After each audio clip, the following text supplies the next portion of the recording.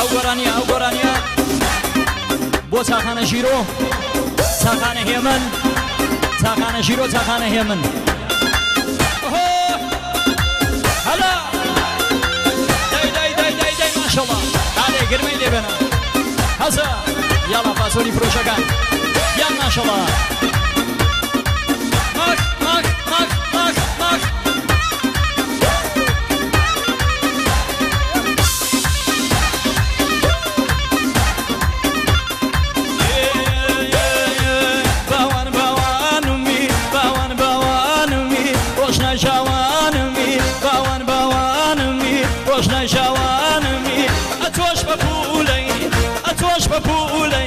باغو بێستانمی ئەتۆش بە پوولەنگە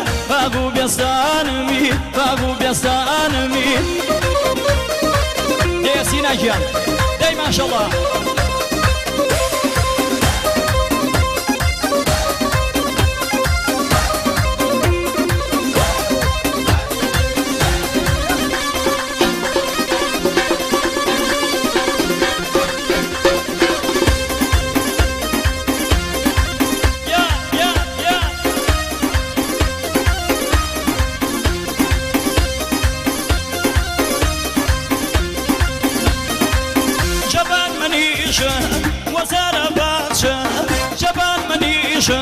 وەزارە باشە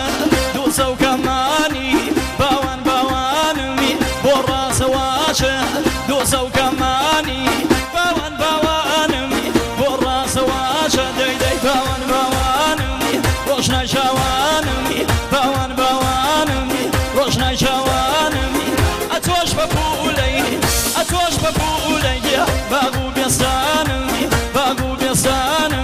باغو بێستانمی بۆ کەمان فاسۆنی مودیک زەمانی ئاگر ڕەمەزان ئامۆتۆربان وەساکەرین میکانیک زلزلەی دەڕیشتریش نایڕوخێنێ مهندسگیان دەی بۆ حاجی فەرەیدون تایبەت بۆ کاکە ئەیوب مرادی چاومانە خاڵۆ ئەیوب خۆی و نەماڵەکەی و تاقە کوڕەکەی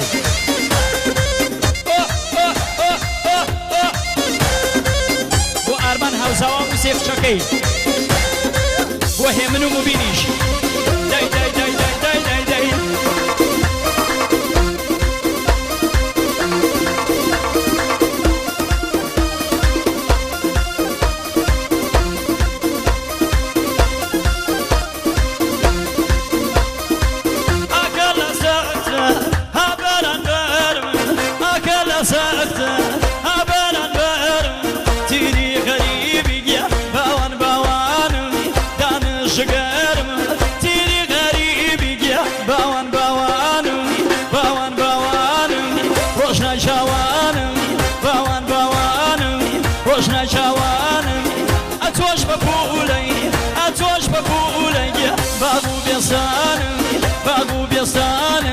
باغو بێستانمی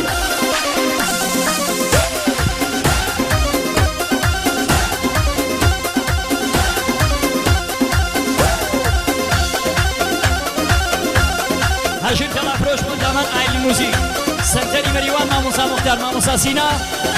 هونەرمەند دڵسۆز خالدی کیاپیلمی غەرب تایبەت ئێژێ بۆ هونەرمەند دڵسۆز خالدی خۆشم بۆ هەژیر تەڵافرۆش چاوانی هەژیر گیان چاوانی هەژیر گیان سڵا بۆ هەژیر مزەفەری چاوانی هەژیر گیان ئەوەیش بۆ هەژیر مزەفەری و چاقانە کوڕەکەی